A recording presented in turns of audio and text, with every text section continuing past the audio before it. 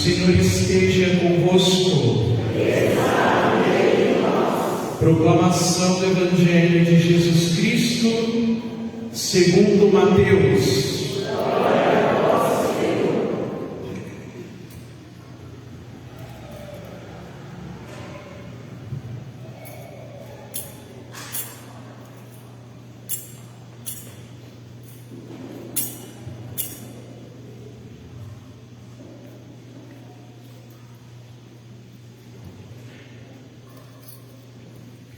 Naquele tempo, alguns mestres da lei e fariseus disseram a Jesus: Mestre, queremos ver um sinal realizado por ti.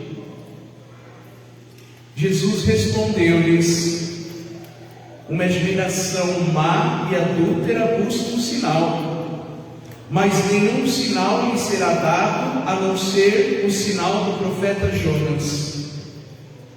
Com efeito, assim como Jonas esteve 3 dias e 3 noites no ventre da baleia, assim também o Filho do Homem estará 3 dias e 3 noites no seio da terra. No dia do juízo, os habitantes de Nínive se levantarão contra essa geração e a condenarão, porque se converteram diante da pregação de Jonas. E aqui está quem é maior do que Jonas. No dia do juízo, a rainha do sul se levantará contra essa geração e a condenará, porque veio dos confins da terra para ouvir a sabedoria de Salomão. E aqui está quem é maior do que Salomão. Palavra da salvação. Glória a Deus, Senhor. Vamos acolher a palavra.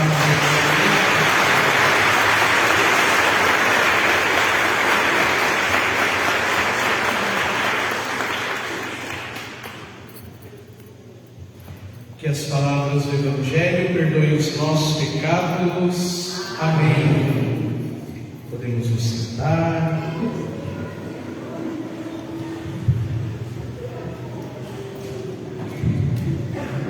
Bem, caríssimos irmãos e irmãs, a primeira coisa que o Padre gostaria de dizer é da alegria de poder voltar aqui para rezar com vocês e ver como a comunidade cresceu do ano passado para cá.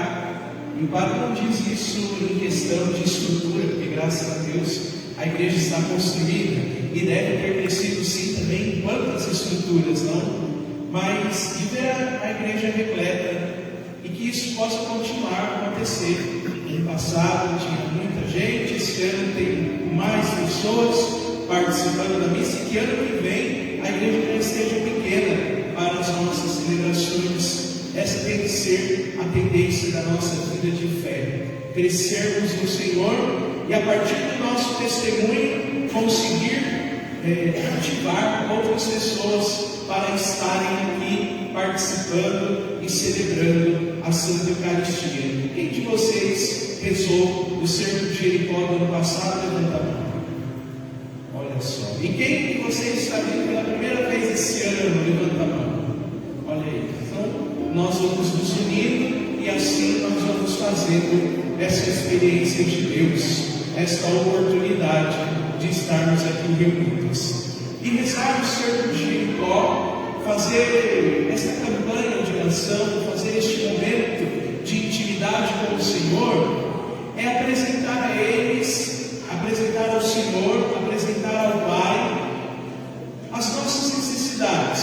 Por mais que o Senhor já conheça, o Senhor já sabe quais são as nossas necessidades, o Senhor já conhece o nosso coração, mas o Cerco de Jericó é esta oportunidade de estarmos um pouco mais perto do Senhor, de poder entregar a Ele a nossa vida. Só que para isso é necessário que exista um caminho pedagógico. Porque Jesus, se a gente pega a Sagrada Escritura e vamos ler os livros que nós encontramos na Bíblia, Jesus ele não faz as coisas de qualquer jeito. Jesus ele não realizou milagres, sinais, ele não curou cegos e doentes de qualquer modo,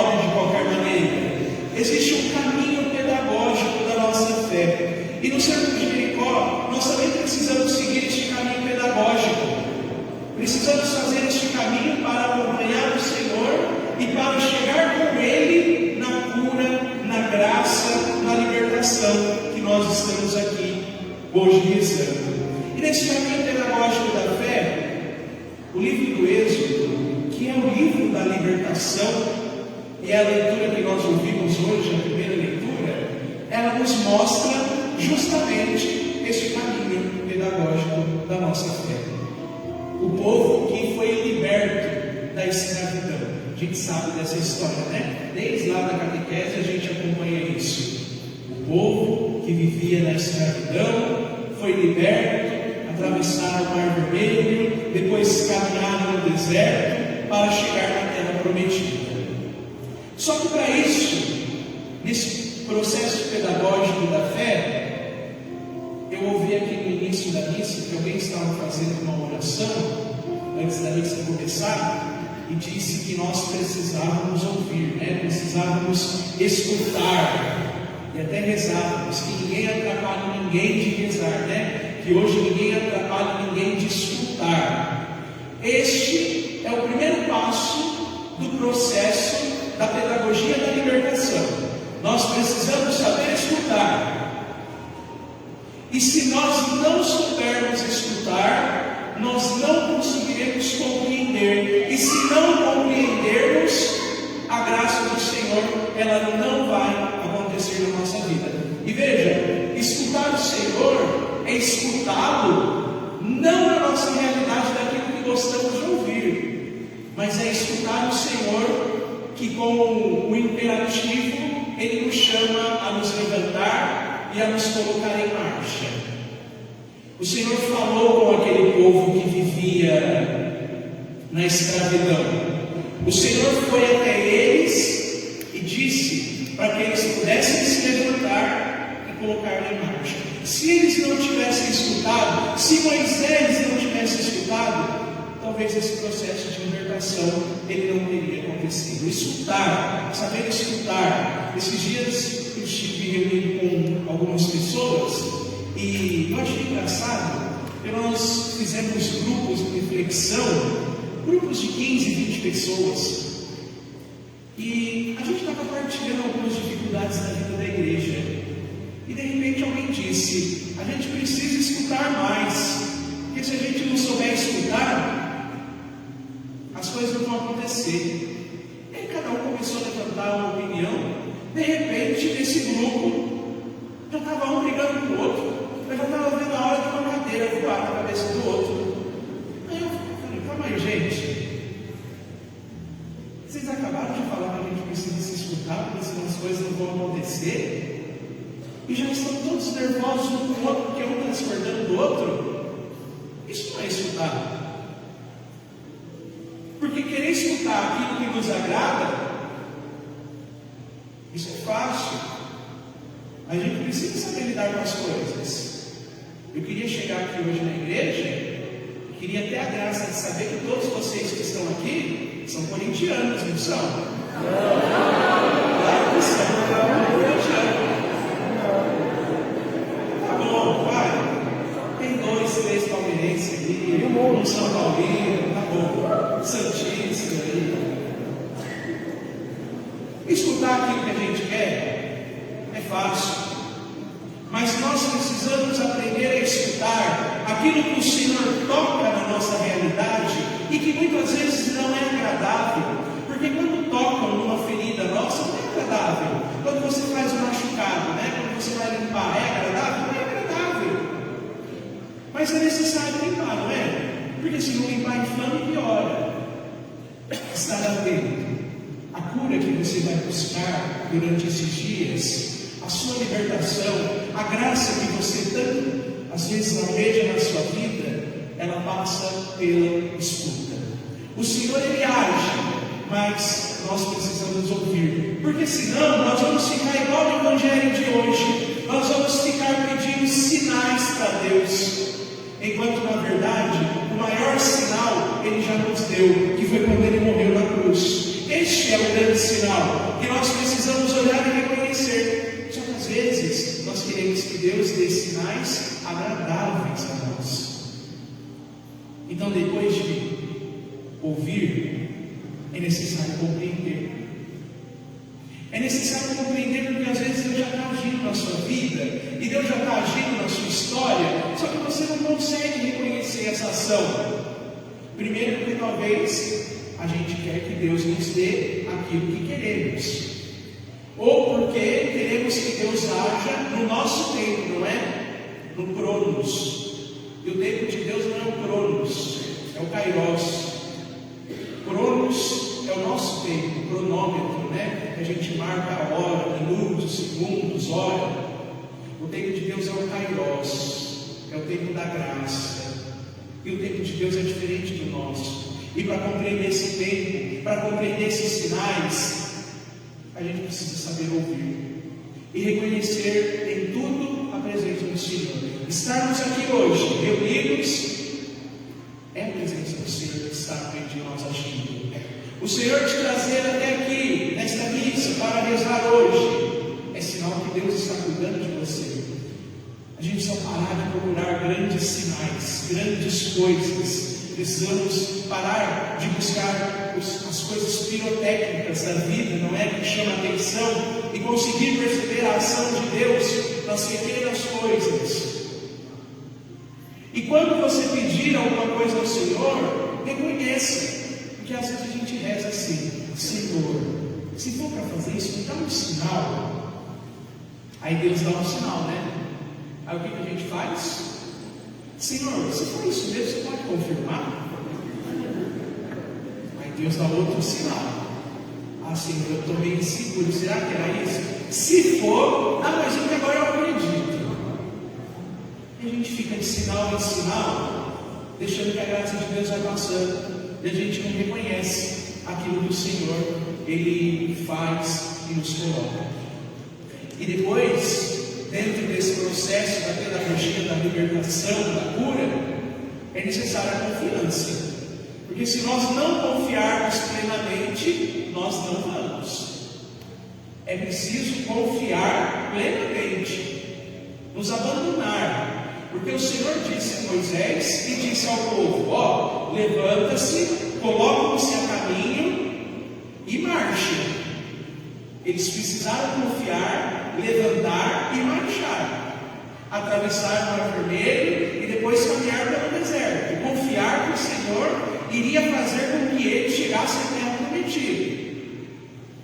E a gente sabe que ao longo dessa história da libertação, alguns não confiaram, murmuraram, reclamaram. Lembra quando o povo estava caminhando no Egito? O que eles disseram? Era melhor a gente ter ficado lá na escravidão do que ter vindo para cá para passar fome. E aí eles pedem pão e o Senhor envia o maná. Depois eles reclamam, né? Estamos já enjoados desse alimento. Pelo menos lá nós tínhamos carne.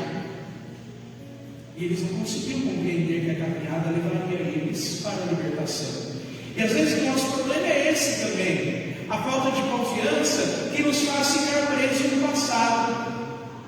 Ah, mas lá eu tinha isso. Mas só que se der um passo eu vou precisar perder. Ah, se eu precisar ir para frente, eu vou ter que abrir mão de algumas coisas. Às vezes a gente não quer isso. Confiar no Senhor é ir plenamente. A gente precisa parar na nossa vida de querer colocar remendos na nossa vida. A gente precisa ir lá e vestir uma roupa nova, deixar que o Senhor nos faça novo, deixar que o Senhor transforme a nossa realidade por inteira. Não abra nesse cerco de Jericó a sua vida somente pelo um pedaço, porque pode ser que Deus remende um pedaço, você remende um pedaço, só que daqui a pouco esse pedaço rasga de novo e piore. A gente precisa parar de remendar. Nós precisamos passar do remendo para o transbordamento. E veja, o cerco de Jericó tem que ser esse transbordamento. Passar do remendo daquela resposta rápida, daquela relação de Deus, que às vezes a gente cria em supermercado, sabe? Aquela relação de quando você está fazendo um bolo e acaba o fermento, você vai rapidinho ali, né? Ou na venda, no mercadinho, ou aonde que for, pegar o fermento que faltou. Acaba o feijão, você vai no mercado e compra o feijão. A gente tem que parar de ter essa relação comparação com o supermercado. Aqui não é um supermercado onde nós vamos buscar aquilo que nos falta.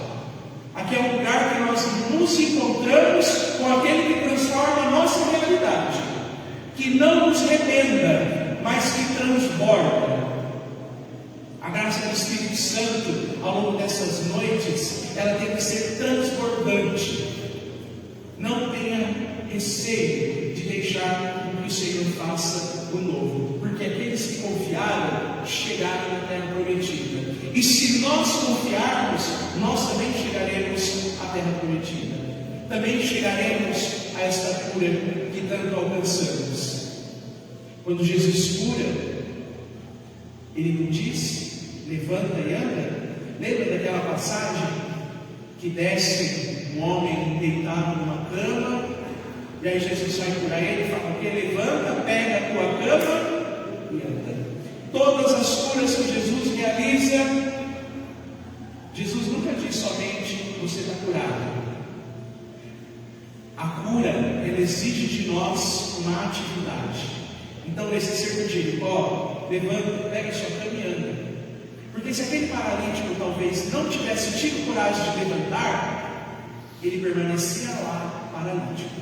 A cura aconteceu porque ele levantou, pegou a cama e andou. Quando Jesus cura o cego, quando ele manda o cego entrar na piscina, quando ele faz as suas diversas curas, levanta e vai, caminha. É assim que acontece no nosso processo pedagógico de libertação. Levantar, pegar a cama e andar. Nesse sermão de Jericó, saiamos da realidade que nós estamos, porque não dá para ficar na mesma realidade. Porque quando a gente fica na mesma realidade, o problema sempre acontece. Para encerrar a homilia, em junho, nós tivemos uma festa junina na minha paróquia. E eu fui comprar frutas para fazer maçã do amor, morango, milho, cozido para cozinhar. Eu vou comprar de madrugada lá eles chamam de Cantareira, que é ali perto do Parque Dom Pedro, né? Lá você vai lá por volta das 1 ou 2 horas da manhã. E eu ensinei os jovens a irem, porque eles que estavam na barraca do doce. E aí aconteceu uma coisa engraçada que a coordenadora me contou, e depois eu fiquei pensando nisso. Eles foram de carro, e quando eles estavam voltando pela Dutra, que a minha paróquia ela fica em Itaquá, mas bem perto de Guarulhos, então pela Dutra é mais rápido. Quando eles estavam voltando pela Dutra, eles escutam um barulho, um prego entrou no pneu de trás e furou o pneu. Aí foram lá, pararam, tinha um step, graças a Deus. Depois de muito tempo, trocaram o pneu. E aí, o motorista disse: eu vou continuar por essa estrada, porque eu estou meio inseguro com esse pneu. Então, eu vou seguir pelo mesmo lugar e não vou para a via expressa, que é mais rápida. Então, vou continuar aqui. Entraram no carro, ligaram o carro e continuaram pelo mesmo lugar. O que aconteceu? Furou o pneu da frente. Primeiro entrou um prego no pneu de trás, depois entrou um prego no pneu da frente.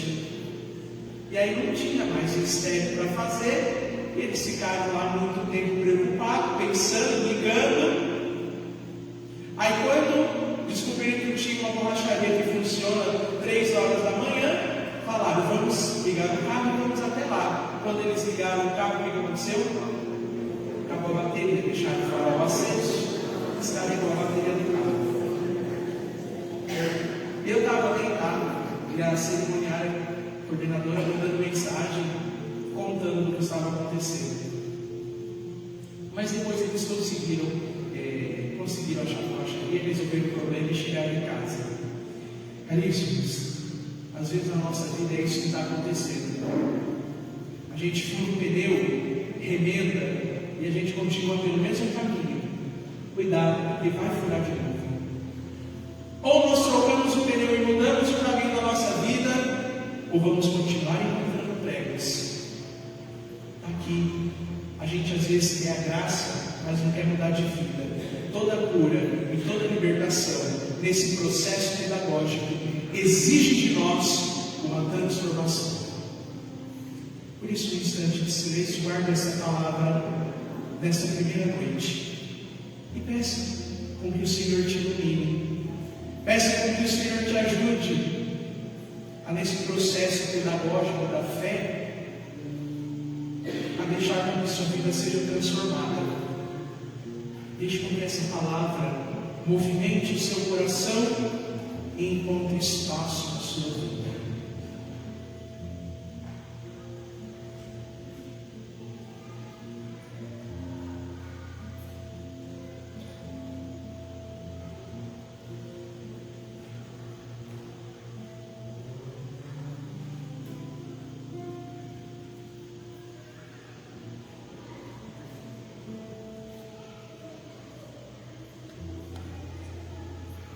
Louvado seja nosso Senhor Jesus Cristo. Agora nós vamos apresentar ao Senhor as nossas preces.